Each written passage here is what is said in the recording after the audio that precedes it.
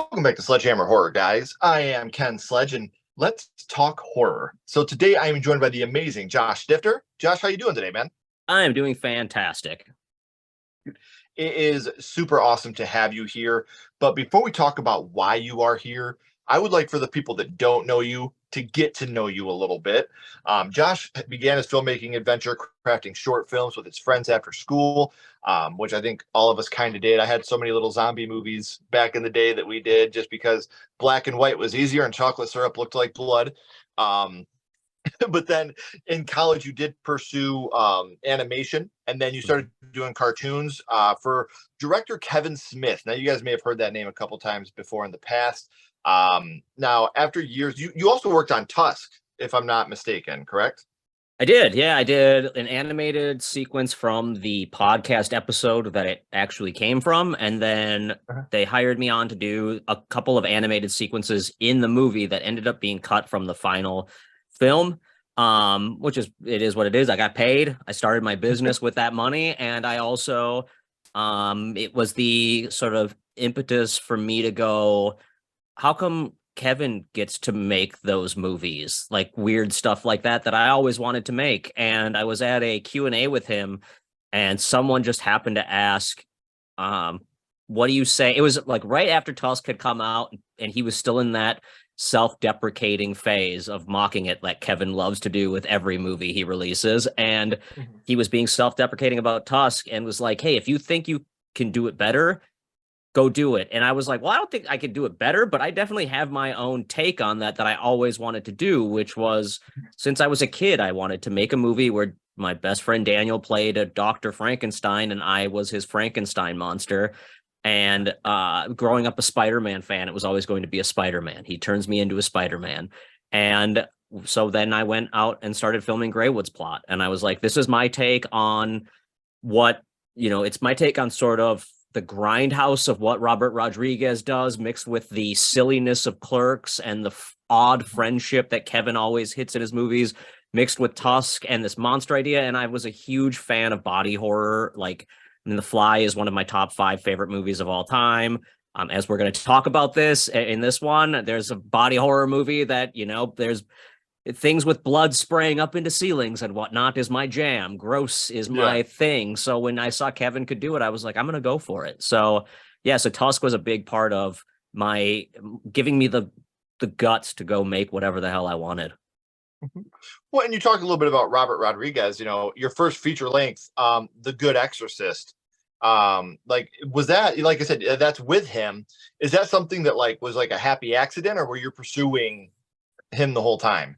It all is connected in the weirdest ways. So I've always been a Robert fan, and someone, a coworker, Jeremy Wanick, he's an editor that I've worked with throughout the years, and he's actually editing my new short film, Little Lucha and the Big Deal. And Jeremy was like, hey man, have you ever read Robert's book? Because we were talking about Rodriguez movies. He's like, have you ever read Rebel Without a Crew? And I was like, no, I've never read it. He gave me his copy. This was like around the time I was working on Tusk. I read it and I read it again and I read it again and I read it again every day. It became a Bible to me. I would sit on the bus and just read the book over and over.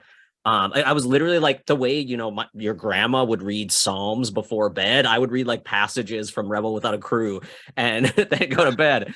And so, but I was working on Tusk at the time, and I started talking to this guy, Josh Roush, who is Kevin's. He was assistant to Michael Parks on Tusk. He's a friend of Kevin's. He works on all Kevin's live events. And Josh came to me when I was working on Tusk, and he's like, hey, man, I always had this idea for an animation, and I could get Michael Parks to do a voice, and I could get Harley Quinn, Kevin's daughter, to do a voice in it. Would you be interested in animating it? So I was like, yeah, sure. So we made this ridiculous short film called Other Fish, based on a dream his girlfriend had. It's online. Go look up Other Fish. It's one of the weirdest animations you'll ever see. It was me doing like silly cartoon style, like an old Cartoon Network type design about a story about a woman who's going to swim a channel and gets attacked by a shark. And it should not be animated, but it is. And we were just like, let's do this thing. And so for like 6 months, Josh Roush and I made this thing, and then Michael Parks ended up passing right around the time we finished it. So we technically had like the last thing Michael Parks worked on, Yeah. which I thought was kind of cool. And I was like, well, you know who would probably want to see this is Rodriguez. So I just happened to go to like lraynetwork.com to try to figure out how I could get it to Robert, just purely out of like, I know he loves film. I know Tarantino loves film. This is a means to get them this thing that I feel like they should see. And I happened to see that Robert was looking for cartoons for his El Rey Network show, the People's Network Showcase. And I threw that cartoon at them. And then I threw another one called Tim the Terrible at them for the show. And they were like, Yeah.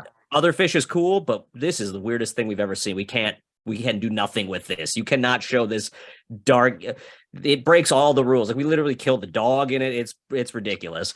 And so, and so they were like, but we like this Tim the Terrible short. You want to come on our show? So I went on their show, and while I was there, I connected with the showrunner from Rebel Without a Crew, who was just about ready to go into casting for it. And he's like, could you do a feature animated film with $7,000 in 14 days? I was like, hell no. Like, no, this 5-minute cartoon took me like 6 months. Like, no. But and then I lied and I said, I have another script that I can send you.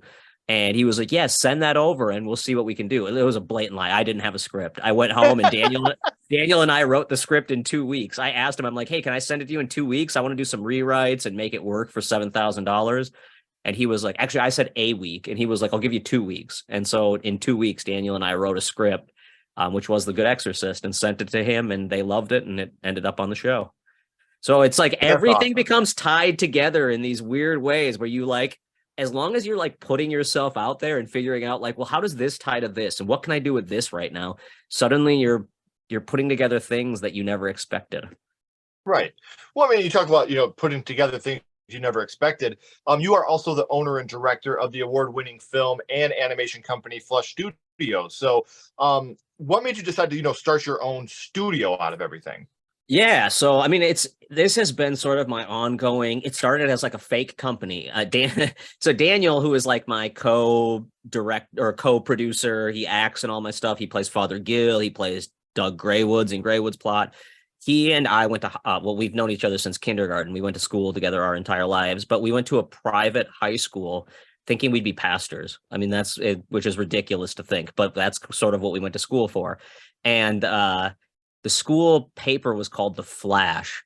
And so Daniel and I, being contrarian all the time and not being able to write for a Christian school paper, needing to write something ridiculous, decided to make a competing paper called The Flush. And it was ridiculous and toilet themed and everything. So since then, Flush has always been sort of my moniker, my trauma, if you will. Sure. And then after I worked on Tusk, I got paid a fair amount of money for a deleted scene from the movie, which you can see on the Blu-ray. The scene is actually on the Blu-ray, and I took the money, and my wife quit her job, and I started to be a stay-at-home mom, and I started my company, Flush Studios, off of that, and we were just sort of able to produce all of our content from there, and it's sort of just been like, it's hard work. Like I was reading this book recently about starting businesses, and they say like entertainment businesses generally take about 20 years before they're actually profiting, which is like, I'm at the like 10-year mark right now, and we've profited off of everything we've done. So I feel pretty good, even if it's not like ridiculous profit. We've just been very Right. smart. I mean, going on Rebel Without a Crew was a genius move because I didn't have to pay for my first movie. I had to work to get the rights back from Robert, but once I got the rights back, not work, I just had to keep pestering them, essentially calling the El Rey Network once every couple of weeks and being like, so do I get the rights back now? When do I get the rights back? When do the rights come back to me? And eventually they're like, Right. fine, you can have it. You could sell it to Troma. um, so yeah, it's been a struggle, but it's a fun struggle. It's a business that I knew would take time, and we just keep working at it to try to make new movies, new projects, and keep things going. Congratulations, man. That really is super awesome. And the best way for you guys to check out some of the things that Josh has done in the past and also some of the things he has coming up in the future is by following him on social media. And I Yeah. have all of his social media links right down in the description. So please make sure you're clicking those links, following him on social media to stay up to date with the things he's done. So, we know kind of what you got going on in the future, and we know some of the things that you've already done. But now, for a second, Josh, I would really like to go back to the past. and talk about what got you started in the horror genre, the first horror movie you watched, and Josh, your first horror movie was. Well, so this is a tough one because I started watching horror movies when I was very, very, very young, before I can technically remember. So Mhm. this concept is sort of one of those weird ones where I couldn't tell you when I saw what.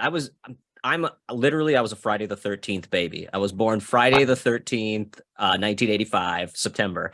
That's And awesome. yeah, and so I think that's probably part of it, but I also think like growing up in 85, I was at the, from like 85 to 90, I was at the epitome of horror being in the zeitgeist. Like people were cool with Freddy Krueger, Jason Voorhees, Leatherface. Like you walked into a movie rental house and there was Oscar winning Silence of the Lambs poster up on the wall. Like horror kind of hit a really interesting spot where people were being, it was becoming like the blockbuster movie for a moment. It was also the movie rental hot ticket, and it was experimental. So people were willing to try things with it outside of the norm. So you were having like the sleepaway camps, and then like followed by the PG-13 Tremors of it all. These movies that were like horror adjacent, even Ghostbusters 2. Ghostbusters 1 is obviously a masterpiece, but you watch Ghostbusters 2, you're like, what a bold, weird concept for children. Like there are moments that it's a children's movie that has a scene where they're walking down a railroad where dead bodies start popping up out of the ground, and you've got just weirdness happening in a movie that was being, I mean, there were toys for it everywhere when I was a kid. Batman Returns was like at McDonald's when I was a child. Go watch that movie again. It's a straight up horror film. It's Yeah. insanity that this was being touted to children. So I grew up in this beautiful moment where the weirdest of the weird, people were experimenting with stuff in superhero movies and mainstream stuff in the weird side of it as well, where you were getting like batshit crazy horror, like Society. Like just the weirdest of weird was coming out at that time. So I got to live through a very strange time. And the Neighbor Boys, I was 3 to 5 years old. It was when we lived in my first house and before I moved. So I know it was before I was 6 years old. And I would go over to their house and watch everything. I remember seeing like the clips of, Freddy Krueger having the little bubbles popping off of him. I remember these like nasty moments from the sequel movies. Um, but Chucky was like a main. We would watch that every day, like after school. Like not, Child's Play would just come on. But the one that stuck with me, and the one that I'm here to talk about, is the one that became my favorite, burned in my psyche, and really inspired the kind of filmmaking that I think I do. And that's Nightmare on Elm Street. Right. And we're talking about the OG 1984. 84s, yeah. Okay. So, and I'm an 85 baby, so this came out the year before.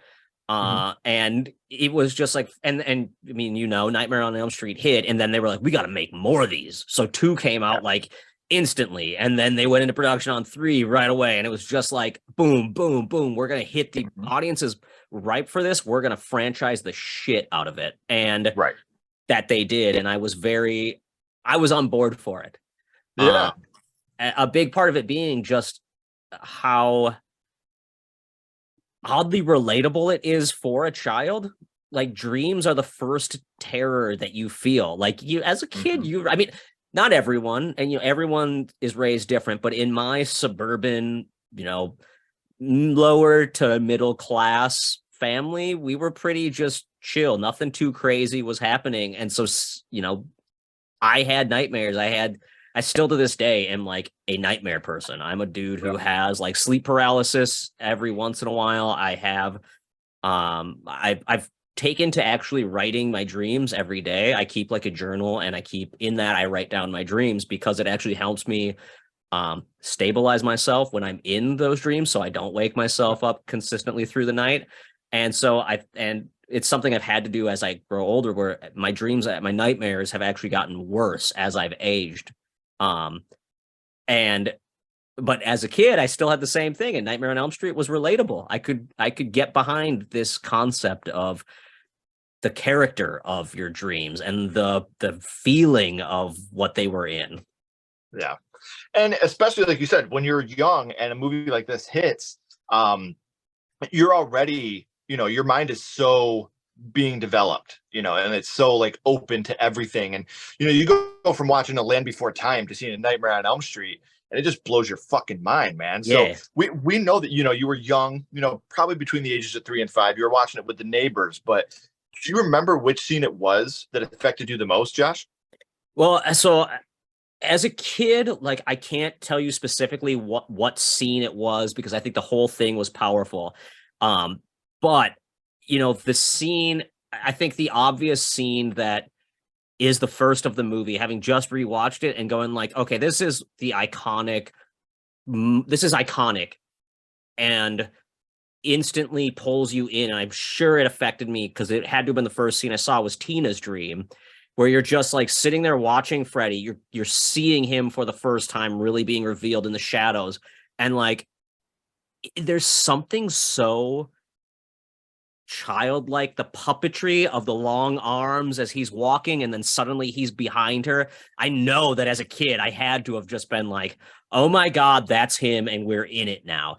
And the rest of it becomes very plot driven, but at that point you don't know who he is, you don't know where you are, you're still figuring everything out. And to then go to the scene where the practicals of the upside down room and them being Tina and what's his name, Tina's Rod. boyfriend, being chucked around the room. It's horrifying. And dude's in his underwear, so you're like, I'm 4 years old. I don't get what banging is yet. I have no idea what they were doing a few minutes before. Like, this makes no sense to me. It's terrifying. I think that was a lot to unravel or unpackage as a 4-year-old. Right. And I think a big part of that too is like you were talking about, the practical effects of this film. And this was very much a low budget film. And people that have watched this podcast that have heard me talk about this movie before know what I'm about to say. But the film was so low budget, they couldn't afford the prosthetics for Robert over and over. So that's why he's only in the movie for about 7 minutes. But Yeah. that's why a lot of the kills you have, the three main kills you have, you don't even see Freddy. You don't see Freddy when Tina's going up the wall. You don't see him in the jail. You don't see him in the waterbed. Like, and I think that's the beauty of it is it's kind of like Bruce the Shark, the less is more thing. So when Yeah. you don't see him that much, when you finally do, it really does impact you to see this scary burned up guy in a Christmas sweater that is just pure fucking evil, man. Like he is the epitome of evil. So, and I think this is a big thing that I love the entire. I'm one of those who just loves every movie for what it is. In as much as like I will even go to 9 because I enjoy how stupid it is. I can get into all of them for what they are, and a bad one doesn't diminish a good one. I mean, to a certain extent, but the entire catalog is enjoyable for me in some way. But that first one strikes a chord that I think they've never been able to do since. And I don't think you could. I don't think you can recreate that feeling just based on the budget that it had, the constraints it had to work with, and the lack of knowledge it gives. Like, you don't know Freddy. Every time you rewatch it, you have to relearn who he is because it is that first time. So, like, even trying to do it, that's why I don't think the remake ever could work. I don't think there is a version of that makes sense because we already know him. We know who he is. Like, unless they went so boldly different to make it somehow something that we all of a sudden forget what we have seen. And I don't know what that is. So that to me is like, I'm not making that movie. I don't want the Nightmare on Elm Street remake ever. Don't give that to me because I can't do it. And it's why I respect the fact that they went for it. I respect the fact that they tried something. And I think, they did great casting. You can't redo the concept of the evil. Like you said it, he's evil as fuck. And that kind of evil is not something you can recreate based on what we already know. I think the part for me that like really, really gets me about the remake is like, I thought the remake had potential to be a very, very, very, I enjoy the remake for what it is. It tried, man. But what tried. bums me out, what bums me out is just like when you're taking the amazing looking practical effects from the OG and just making them CGI, like that's where the remake fell for me. I thought Jackie Earle Haley did a great job. I thought he was great for what he had to work with. Right. And I tell people all the time, like, because the biggest thing I get when I'm like, why don't you like the remake? People are like, I didn't like Freddy. I'm like, so you're telling me you didn't like the child killer? Like, that's how it's supposed to be. We're not supposed to like that guy. So he did something that Robert could never do, and that's make you hate him. You know, you could never hate Robert. He was so full of charisma, and even if Freddy scared you, you still kind of liked the guy. You know, especially the further on the franchise went. He Yeah. had so much what the kids nowadays call the Riz. You know, he had so much charisma that you couldn't hate the guy. He was just such a likable child killer, I guess. Right. And I think that's one of the things that the remake did that really well, that it was like, we're going to fully embrace. This is a rapist of children. This is an awful, awful, awful thing happening. I like the concept. I think one of the worst things it did was it tried to trick you with its advertising and make you think it was going to be something else. And then, we temper our expectations a certain way. And then when they change that, you kind of go like, I had expectations that it didn't do what I expected it to do, so I don't like it. And I think that's a wrong way to watch a movie, first of all, and I think that's why a lot of people didn't like it. Now, I liked a lot of it, but I still thought, in the end, I still think OG is somehow more evil from the 1984. He somehow hits a chord that is meaner while also being more watchable. And also, I think there's something that you like, the cheapness of the low budget, the rawness of the film, the way it felt like you were watching true teens in these moments of ignorance. I think if you did that now, people would just be like, no one's that stupid. Even a teenager isn't that stupid. But in 1984, you could get it. People weren't connected. We didn't have the internet. We didn't have this knowledge of, what drugs keep you awake properly, which is like what the remake tried to do. And I'm like, I don't want that. I don't want them to be trying to keep awake in that way. I loved that push and pull of Freddy versus teen. That was so Poking coffee, baby. Yeah, exactly. But where I do think Robert, where you're talking about how he's a little more evil, I think it's because even in the OG, he's still very jokey. Yeah. And that's almost sociopathic, to have him be laughing while he's doing this. Because I mean, in the remake, he does make little jokes like, "Why are you screaming? I haven't even cut you yet." But he still sounds dark. There's never that so the mean. laughy. Yeah. And Robert is not, even when, "Hey Tina, watch this. Watch this."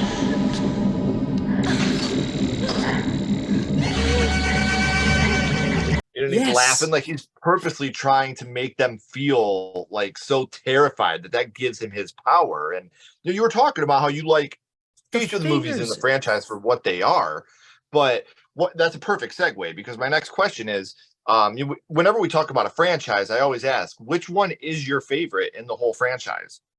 I have to go with one. I mean, I like the OG 84. It's still my favorite. It's the one I watch the most. It's kind of a go-to comfort film for me. 3 is fantastic. It's just got some amazing kills. It's a fun movie to watch in general, and characters are really developed in 3. And like I said, I mean, I'll watch any of them. Honestly, I enjoy 2 for what it is. 2 is a goofy, weird ride. Watching, I don't know, any of them, truly. I have the full collection, and I'll just every year I go through all of them, but 1 is the one that I go to the most. It had been a hot second because I moved to Atlanta 2 years ago, and I just haven't really had time to do any real sit down binge a bunch of movies. Sure. But I went and watched 1 again last night, and man, I enjoyed the hell out of it again. And it just never ceases to amaze me. You brought up the finger cut, and I think that there's something about the grossness of practical effects that, especially of that era, where they were still figuring out how gross can we go? What's going to get us the R versus the X? Now you can get away with just about anything. It's become so over the top that you watch an Evil Dead Rise, which was a great movie, but it's I just watch it going in 84, this would have been the most X-rated of X-rated movies that had come out. No, never would have been made the way it was made. And now we embrace it. We understand the process so much that I feel like getting the R rating isn't even a challenge anymore. Which is great for artists and filmmakers, but it definitely tempers what they do. And it almost, I've become so desensitized that when I go back and I watch that finger thing, seeing the green pus that comes out, I'm like, that's grosser. That's somehow grosser to me, based on the fact that I'm like, why did it takes me out of the movie to the place where now I can watch an Evil Dead Rise and be like, okay, I know how they did that effect. I can see the CGI, or I can see the practical, or I can see the reason they made this decision. I see that green nastiness pop out, and I'm like, why did they do that? It's gross, just gross. And the fact that he's laughing about it too. Yeah. How he's got that smile on his face while he's doing it. Like, it's so unsettling. Like, it's such an unsettling moment. And like you talked about earlier, like I've said this 1,000 times. Anybody that knows the podcast knows this. I think my 3 favorite practical effect horror movies of all time are The Thing, American Werewolf in London, and Nightmare on Elm Street. I think that the practical effects of these 3 movies are just fucking fantastic, and they're brilliant. And I think that Alfred Hitchcock's Psycho and Nightmare on Elm Street are probably the 2 closest things to a perfect horror movie I've ever seen. You take out the last 5 minutes, both of those films, and they're perfect films. I hate the Freddy car. I hate the blow up doll mom going through the window. That's not for me. I don't like it. And Alfred Hitchcock, in Psycho, I don't like the fact that we have this amazing villain, this super awesome killer that gets stopped by slightly lifting his right arm and falling with him. Like that really bums me out in Psycho. If we could have got a better fight sequence there at the end, but those are what I consider to be 2 of the closest things to a perfect horror movie I can get. But when you come to horror movies, kills is something that we all love. We all love the kills and what the kills bring to us. They are very few and far between in this film, but each one of them is extremely memorable. So which kill would you say it was that stuck with you the most? I mean, the one that is it's probably my all-time favorite kill of all time. And it's just purely like it taught me how to do something iconic, surprise the audience. And you can never do too much. It's the bed, it's the fountain, the blood fountain bed. And it's because like that made me fall in love with blood. Like I'm a dude who loves blood in movies, and it made me go, you can get away with way hyper realistic stuff and it will stick with the audience. You can go big and the audience will embrace it.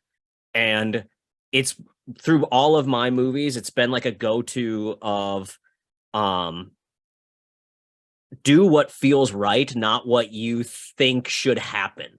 So like in me, the reason for me, and it's one of the things that modern movies kind of struggle with for me, is the audience wants realism. And whenever you get outside of realism, suddenly you get like Twitter people being like, oh, this was so fake, this was so cheesy, this was so dumb. And so like I think like the blood fountain in a movie today would get a lot of shit if they did it incorrectly. I still think it's done perfectly correctly. I think you could totally get away with it now and it still looks amazing. It's still as iconic as always. But it made me go like, the audience will be on board for a spoiler alert. In Greywood's plot, I get turned into a monster. Like that's just what happens. It's a reason to go watch the movie, figure it out.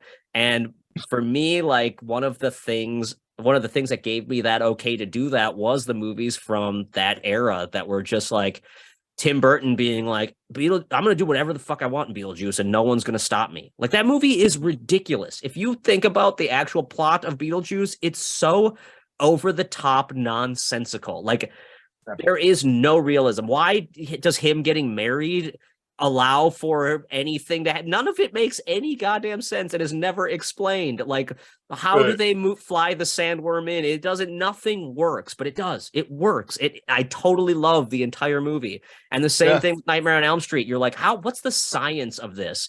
How do the dreams work? How is what are we actually seeing versus what's happening in the dream? Who cares? It works. Right. It's fun to watch. It's a movie. That's why we're there, is for the movie. Right. I live real life every day. I go to a movie to be entertained. I don't got to pick it all apart, man. Like that's the older I've gotten, the more I've realized that when I go to a movie, just entertain me. Like that's all I want. Please just entertain me for 2 hours. Now, we know that horror started with you with Nightmare on Elm Street. And what a fucking fantastic way to start your horror life. But now here for a second, Josh, I want to throw a little bit of a curveball at you. My little buddy Ghostface is here, and he has a question for you. What's your favorite scary movie, Josh? What is your favorite horror movie of all time? So this is really, really, this is a convoluted question, but I've got answers for it because I've had this question thrown at me a lot. I don't get scared anymore. Like movies don't scare me. At least not horror in the conventional sense. So in the conventional sense of horror, what makes me jump in my seat, what kept me on edge, what made me go like, Jesus, whew. The last movie to do it, and one of the very few that's ever done it, is Host, the Zoom movie that came out during the Yes, pandemic. man. Like, dude, so my friend messaged me. I don't get scared. Like, it is so hard to get me on the edge of my seat. And so, a movie can sit with me and I can watch it and be like, 3 days later, I'm kind of terrified by what I saw. And generally, it's not horror movies. Like horror movies, they're not made to psychologically throw you for a loop. Yes, yes, love it. They're not made to work with your psyche. They're made to more like scare you in the moment, creep you out, and make you afraid. But then when you have some time away from them, you generally are sort of like, oh yeah, that was I get what they were doing. It's all plot driven. Even A Nightmare on Elm Street is one that does a little bit of both, and especially seeing it as a kid, it can still kind of give you the heebie-jeebies and make you think like, man, what is happening in my nightmares? Why are these affecting me? But it doesn't stick with me the way that some other movies do, which I'll get to in a second. But Host, my buddy Daniel sent me a message and he's like, dude, watch Host. It is so creepy. And so a Sunday afternoon with the windows open, like light in the room, there's no reason I should be scared watching it. I put it on and I texted him in the scene where they go up and she goes up in the attic. I'm like, dude, I'm going to have a literal heart attack. Like I'm so scared right now. Like truly, I was terrified. That was me with The Dark and the Wicked. Yeah. I thought I was desensitized to horror, man. I watched The Dark and the Dark Wicked and the on Wicked Shudder. was Oh my god, man, that movie scared the shit out of me, man. yeah, I can see that.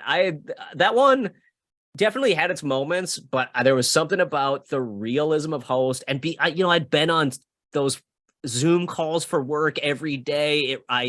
It hit me like, and I thought I expected it to be like a cheaper movie. Like I knew what the budget was, so I was expecting it to be crappier.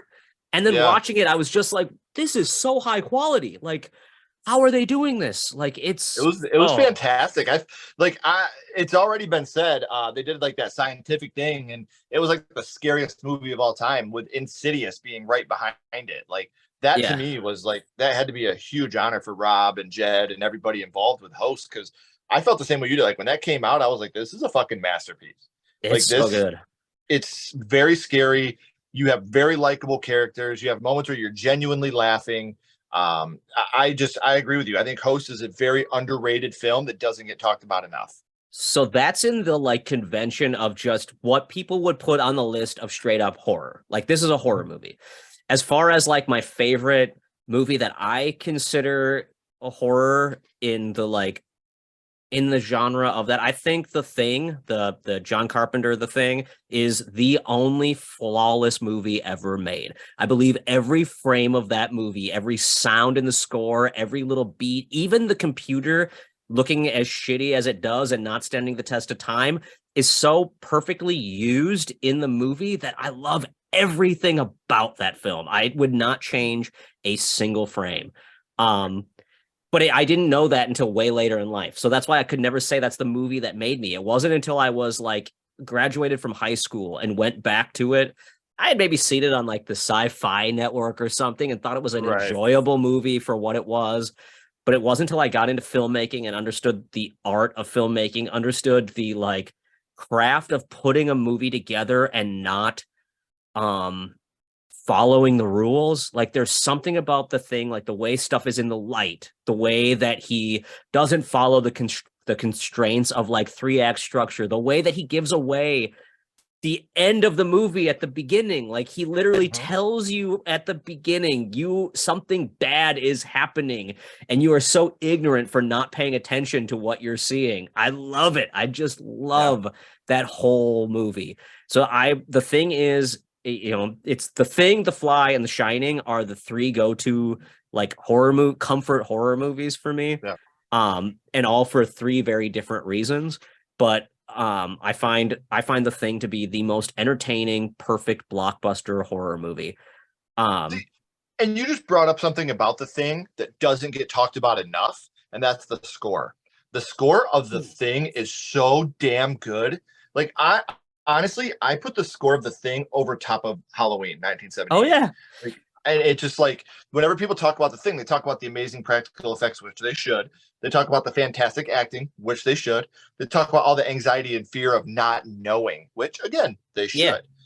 But you should talk about that score too, because that score enhances that film. Even the absence of score, even when you had like John Carpenter's decisions to completely drop everything, Yes, like that's what makes that movie 100%. so damn brilliant, man. I would say, and that's one of the things going back to A Nightmare on Elm Street quick, the score and the utilization of that just very childlike, strange harmonic sound that they have throughout every dream. Mhm. It's like not it's not talked about enough how iconic that one is because it's so ingrained in the movie versus Halloween is great. Don't get me wrong. Love that score, but it is so just big. It's selling you on everything in it. The A Nightmare on Elm Street is so much more like, oh, Subtle. I want to get in a blanket and leave this place. I don't like what's happening. Every time it's sort of like mystically puts you to sleep. It's so much more mystic than Yeah. terrifying. And it just sells you on the dream. Like you all of a sudden are in the dream that you how do you explain something so nonsensical as a dream without having something like that score? And they just utilize Wes Craven knew like this is the key into people's psyche is the lullaby your mom would sing. And how do we make that play in score? And just they did it perfect in that. You followed the Shining's intro score is also one of my favorites of all time with Oh yeah. and we're With just that overhead shot. that overhead shot, that helicopter moment as you're flying in, it's just so good to me. And I mean The Shining is one of my top 3 favorites and for years and years was my favorite movie. It got me through some really hard times when I was working really really hard. I would like a psychopath would sit with The Shining on. I had 3 monitors and I'd have The Shining on one of my it was when I was working on Tusk. I actually was working so much because I was still working as a contractor and a full-time job and working on Tusk. And I would put The Shining on in the background and it was my comfort that at least I'm not that crazy. Like I haven't Right. gone that crazy. And people hate that, there's the critique that Jack Torrance is crazy at the beginning, is crazy at the end. There's no character development. And I'm like, that's what I love about The Shining is like Mhm. that lack of character development, that moment where he's like, you hear that, Wendy? He saw it on the television. Like that's crazy from minute one. And I embrace that and love it. Yeah. And like that's me, like sitting with my family, like trying not to go crazy. I'm like, at least I'm not Jack Torrance crazy, everybody. Right. While I'm working literally like 15 hours a day to get the Tusk stuff done. Um, Mhm. but then, so just to quickly wrap this up, the kind of movie that gets me like truly terrified is the kind of movie I watch and it doesn't always connect right away, but then I think about it and I'm laying in bed and I'm thinking about it. And then a week goes by and I'm like, that movie I didn't like? I can't stop thinking about that damn movie. And those are the movies that make me like, I like to hyperanalyze things and get really like I like to write notes and get analytical. Why is this way? I'll watch a movie literally 40 times in a row. Like I am that person who will get a comfort movie and I'll just watch it on repeat. Like every night to go to bed, I'll put it on for 15 minutes, then I'll come back to it the next night and watch an hour of it. Then I'll have a beer and watch the whole thing on a Friday. And for me, the recent one has been I mean, not the recent, the one that has been my go-to, and I realize like it's terrifying to me is The Lighthouse. I saw it in the theater, hated it.